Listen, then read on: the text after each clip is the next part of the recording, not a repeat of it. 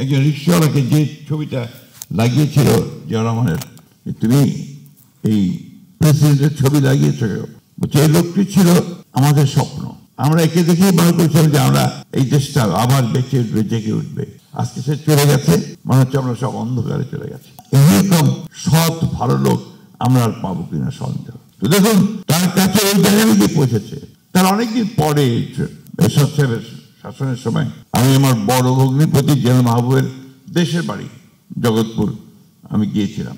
তো ওইখানে এই ঘুরতে আমরা এক কৃষকের বাড়িতে আমরা ঢুকলাম। তো গিয়ে ওখানে উনি যা হয় আমাদের মানুষ তো খুব আপনার অতিথি পরায়ণ, তার সাথে সাথে কিছু কলা বা যা আছে নিয়ে আসছে।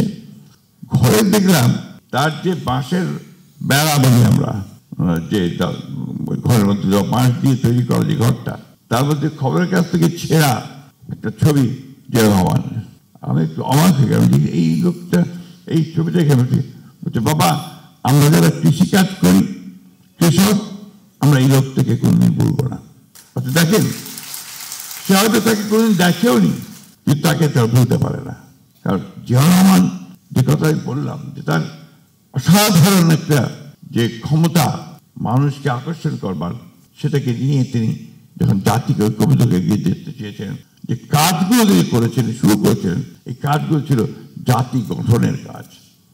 খাল খনন কর্মসূচি তার, আমাদের মনে থাকার কথা যে সবাই আছেন, রিসার্চাররা আছেন এখানে, 1975 আগে, অর্থাৎ 75 ঠিক আগে বাংলাদেশের লোকসংখ্যা ছিল 7.5 কোটি। খাদ্য ঘাটতি ছিল প্রায় 28 লক্ষ টন খাদ্য ঘাটতি।